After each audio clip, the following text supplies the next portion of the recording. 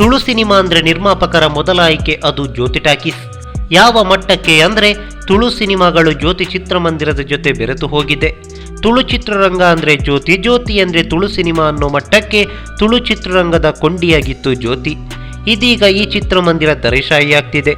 ಎರಡನೇ ಆಪ್ಷನ್ ಸುಚಿತ್ರ ಹಾಗೆ ಎತ್ತಂಗಡಿಯಾದ ತುಳು ಚಿತ್ರಗಳ ಯಶಸ್ವಿ ಪ್ರದರ್ಶನಕ್ಕೆ ಹೆಸರುವಾಸಿಯಾದ ಪ್ರಭಾತ್ ಮೇಲ್ದರ್ಜೆಗೆ ಏರಿದ ಬಳಿಕ ಇಲ್ಲಿ ತುಳು ಚಿತ್ರಗಳಿಗೆ ನೋ ಎಂಟ್ರಿ. ಇನ್ನು ಮೂರನೇ ಆಯ್ಕೆ ಸೆಂಟ್ರಲ್ ಟಾಕೀಸ್ ಈಗಾಗಲೇ ದರೆಶಾಹಿಯಾಗಿದೆ. ಹೀಗಾಗಿ ಅನಿವಾರ್ಯವಾಗಿ ರಾಮಕಾಂತಿಯಲ್ಲಿ ತುಳು ಚಿತ್ರಗಳು ರಿಲೀಸ್ ಆಗ್ತಿದೆ. ಜ್ಯೋತಿ ದರೆಶಾಹಿಯಾದ ಬಳಿಕ ರಾಮಕಾಂತಿ ಮತ್ತು ರೂಪವಾಣಿ ಚಿತ್ರಮಂದಿರದ ಮಾಲೀಕರು ನಾವು ತುಳು ಚಿತ್ರಗಳಿಗೆ ಪರದೆಯನ್ನು ನೀಡ್ತೀವಿ ಅಂತ ಹೇಳಿದ್ರು. ಆದರೆ ಈ ಎರಡು ಚಿತ್ರಮಂದಿರಗಳಿಗೆ ತುಳು ಸಿನಿಮಾದ ವೀಕ್ಷಕರ ಕೊರತೆ ಇದೆ.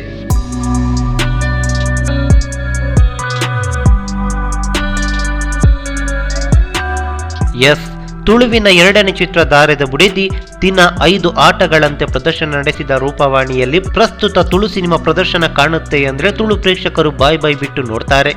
ಇನ್ನು ರಾಮಕಾಂತಿಯಲ್ಲೂ ನ್ಯಾಯ ಜಿಂದಾಬಾದ್, ಬಯ್ಯ ಮಲ್ಲಿಗೆ ಸೇರಿದಂತೆ 90ರ ದಶಕದಲ್ಲಿ ಒಂದಿಷ್ಟು ತುಳು ಚಿತ್ರಗಳು ಪ್ರದರ್ಶನ ಕಂಡಿದ್ದವು. 2015ರಲ್ಲಿ ತುಳು ಚಿತ್ರಗಳ ಅಬ್ಬರದಿಂದಾಗಿ ಏರೆಗ್ಲ ಪನೋಡ್ಚಿ ಸಿನಿಮಾ ರಾಮಕಾಂತಿಯಲ್ಲಿ ತೆರೆ ಕಾಣುತ್ತೆ ಎಂದಾಗ ಎಲ್ಲರೂ ಬಾಯ್ ಬಿಟ್ರು. ಇದೀಗ ಇದೇ ರಾಮಕಾಂತಿ ತುಳು ಚಿತ್ರಗಳಿಗೆ ಮೇನ್ ಥಿಯೇಟರ್ ಆಗಿ ಪರಿವರ್ತನೆಯಾಗಿದೆ.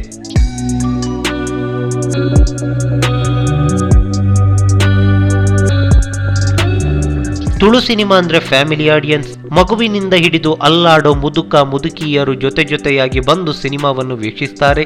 ಹೀಗಿರುವಾಗ ರಾಮಕಾಂತಿ ಚಿತ್ರಮಂದಿರ ಇರೋದು ಬಸ್ಸು ತಂಗುದಾಣದ ಕೂಗಳತೆಯ ದೂರದಲ್ಲಿ. ಹಾಗಂತ ಇದು ಬೇರೆ ಊರುಗಳಿಗೆ ತೆರಳುವ ಮುಖ್ಯ ರಸ್ತೆ ಕೂಡ ಅಲ್ಲ. ಸಿಟಿ ಬಸ್ಗಳು ಈ ಚಿತ್ರಮಂದಿರದ ಕೂಗಳತೆಯ ದೂರದಲ್ಲಿ ಸಾಗುತ್ತೆ. ಇದರ ಮುಂಭಾಗದಲ್ಲಿರುವ ರಸ್ತೆಯಲ್ಲಿ ಖಾಸಗಿ ವಾಹನಗಳು ಬಿಟ್ಟರೆ ಯಾವುದೇ ಸಾರ್ವಜನಿಕ ವಾಹನಗಳಿಗೆ ನೋ ಎಂಟ್ರಿ. ಹೊಸಬರಿಗಂತೂ ಇಲ್ಲೊಂದು ಚಿತ್ರಮಂದಿರ ಇದೆ ಎನ್ನುವುದೇ ಗೊತ್ತಾಗಲ್ಲ. ಇನ್ನು ರಾಮಕಾಂತಿಯ ಪಕ್ಕದಲ್ಲಿರುವ ರೂಪವಾಣಿ ಮಾರುಕಟ್ಟೆಗೆ ಹೊಂದಿಕೊಂಡಿರೋದ್ರಿಂದ ಇಲ್ಲಿಗೆ ಫ್ಯಾಮಿಲಿ ಆಡಿಯನ್ಸ್ ತುಂಬಾನೇ ವಿರಳ.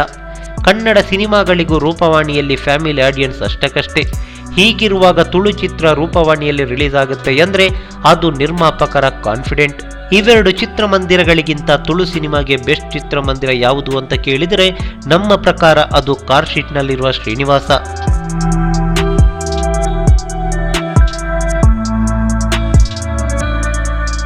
ಎಸ್, ತುಳು ಚಿತ್ರಕ್ಕೆ ಶ್ರೀನಿವಾಸ ಚಿತ್ರಮಂದಿರ ಅಂದಾಗ ಅದೆಷ್ಟು ಮಂದಿ ಬೈಕೋತಾರೋ ಗೊತ್ತಿಲ್ಲ.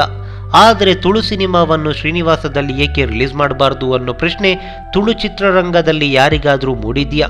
ಶ್ರೀನಿವಾಸದ ಬಗ್ಗೆ ಯೋಚನೆನೇ ಮಾಡಿಲ್ಲ ಅಂತ ಅನ್ಸುತ್ತೆ. ಆದರೆ 2 ವರ್ಷಗಳ ಹಿಂದೆ ಜ್ಯೋತಿ ಥಿಯೇಟರ್ ಕ್ಲೋಸ್ ಆಗುತ್ತೆ ಎನ್ನೋ ಸುದ್ದಿ ಹರಿದಾಡಿತ್ತು. ಆ ಸಂದರ್ಭದಲ್ಲಿ ತುಳು ನಿರ್ದೇಶಕರೊಬ್ಬರಲ್ಲಿ ಮಾತನಾಡಿದಾಗ ಅಂದಣ್ಣ, ಜ್ಯೋತಿ ಕ್ಲೋಸ್ಗೆ ನನ್ನ ನಮಕ್ ಶ್ರೀನಿವಾಸನೇ ಗತಿಯಾಂದ್ ಅಂತ ಹೇಳಿದ್ರು. ಇದೀಗ ಈ ಮಾತು ಏಕೆ ನಿಜ ಆಗಬಾರ್ದು? ಇನ್ನು ಈ ಕುರಿತು ಕಳೆದ ಸ್ಯಾಂಡಲ್ವುಡ್ ಸಂಚಿಕೆಯಲ್ಲಿ ತುಳು ನಿರ್ಮಾಪಕರೊಬ್ಬರು ಶ್ರೀನಿವಾಸದಲ್ಲಿ ಹಳೆಯ ರೀಲ್ ಸಿಸ್ಟಮ್ ಇರೋದು, ಪ್ರಸ್ತುತ ಇರುವ ಸ್ಯಾಟಲೈಟ್ ತಂತ್ರಜ್ಞಾನ ಇಲ್ಲ ಎಂದು ಹೇಳಿದ್ರು.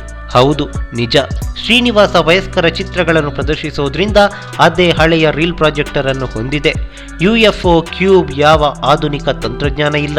ಇದೇ ಕಾರಣದಿಂದಾಗಿ ಶ್ರೀನಿವಾಸದಲ್ಲಿ ತುಳು ಚಿತ್ರಗಳು ತೆರೆ ಕಾಣಲ್ಲ ಎಂದಾದರೆ ಅದು ಹಾಸ್ಯಾಸ್ಪದ. ಪರಾರಿ ರಿಲೀಸ್ ಆಗುವ ತನಕ ಗಾಂಧಿನಗರದ ನರ್ತಕಿ ಮೀನ್ ಥಿಯೇಟರ್ನಲ್ಲಿ UFO ಇರಲೇ ಇಲ್ಲ. ಅದೇ ಹಳೆಯ ರೀಲ್ ಮೂಲಕ ಪ್ರದರ್ಶನವನ್ನು ಮಾಡಲಾಗ್ತಿತ್ತು. ರಾತ್ರೋರಾತ್ರಿ UFO ಅಪ್ಡೇಟ್ ಆಯಿತು. ಮರುದಿನ ಸಿನಿಮಾ ಸ್ಯಾಟಲೈಟ್ ಮೂಲಕವೇ ಪ್ರದರ್ಶನ ಕಂಡಿತ್ತು. ತಂತ್ರಜ್ಞಾನ ಇಷ್ಟೊಂದು ವೇಗವಾಗಿರುವಾಗ ಇದೊಂದು ಕಾರಣವೇ ಅಲ್ಲ.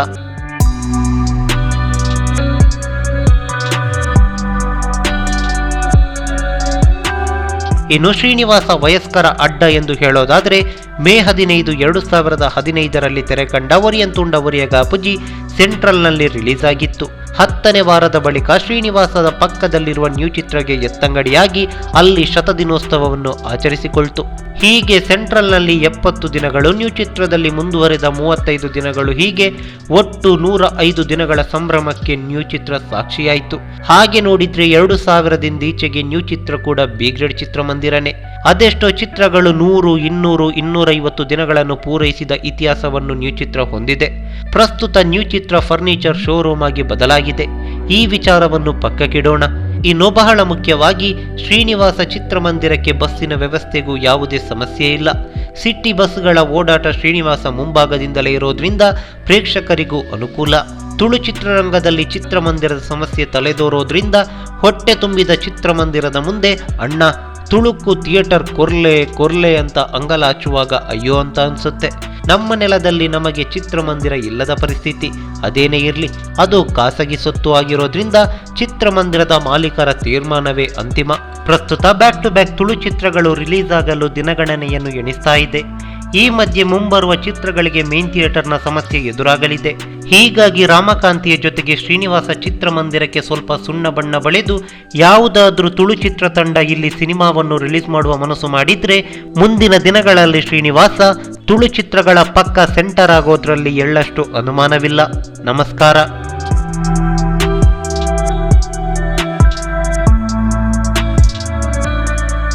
ಎಲ್ಲರಿಗೂ ನಮಸ್ಕಾರ.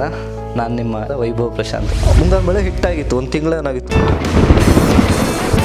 ಒಂದು ಸಕ್ಸಸ್ ಬಂದು ಮನುಷ್ಯ ನಮ್ಮನ್ನು ಮರೀಲಿಲ್ಲ ಅಂತ ನಮ್ಗೆ ಖುಷಿ ಆಗುತ್ತೆ. ದರ್ಶನ್ ಸರ್ ಈಚೆ ಬಂದಿಡೋದು ತುಳುಲೆ ಕರೆಯೋದು, ನಾನು ಹೆಂಚಿನ ಮಾರೆ ಅಂತೇಳಿ ಹಿಂಗೆ ಕರೆಯೋರು. ಒಂದು ಲುಕ್ ಕೊಟ್ಟರು, ಅದು ಒಂದು ಲುಕ್ ನೋಡಿದ್ರೆ ಭಯ ಆಗ್ಬಿಡ್ತದೆ. ಈಗಲೂ ಕೊಡ್ತಾರೆ ಲುಕ್ಕು. ಬುಲ್ಬುಲ್ ಸಿನಿಮಾ ವರ್ಕ್ ನಡೀತಾ ಇತ್ತು. ಮಧ್ಯಾಹ್ನ ದಿನಕರ್ ಸರ್ ಫೋನ್ ಮಾಡಿದ್ರು. ದರ್ಶನ್ ಸರ್ ಏನೋ ಚೆನ್ನಾಗಿ ಮಾಡ್ತಿದ್ಯಾ, ಆಗಲಿ ಕಣ, ಒಳ್ಳೇದಾಗಲಿ ಅಂತೇಳಿ. ಆಯ್ತು ಬಿಡು, ಮುಹೂರ್ತಕ್ಕೆ ಬರ್ತೀನಿ ನಾನು ಅಂತಂದು. ಸುದೀಪ್ ಬರ್ತಾರಂತೆ. ಸುದೀಪ್ ಬರ್ತಾರೆ, ಆಯ್ತು ಬಿಡು ನಾವು ಬರ್ತೀವಿ ಅಂತಂದು. ಎಷ್ಟು ಸೀನ್ ಅವ್ರು ಅಲ್ಲೇ ನಿಂತು ಆ ಕ್ಯಾರನ್ ಒಳಗಡೆನೆ ಎದ್ದು ನಿಂತು ಅವ್ನು ಬಂದು ಆ ಲುಕ್ ಕೊಟ್ಟು ಇದಕ್ಕೆ ನಾವು ಅಲ್ಲಿ ಹುಚ್ಚೊಯ್ದು ಬಿಡಬೇಕು, ಹಿಂಗಿರ್ಬೇಕು ಆ ಲುಕ್ ಅಂತೇಳಿ ಅವ್ರು ಪರ್ಫಾರ್ಮ್ ಮಾಡಿ ತೋರಿಸಿದ್ರು.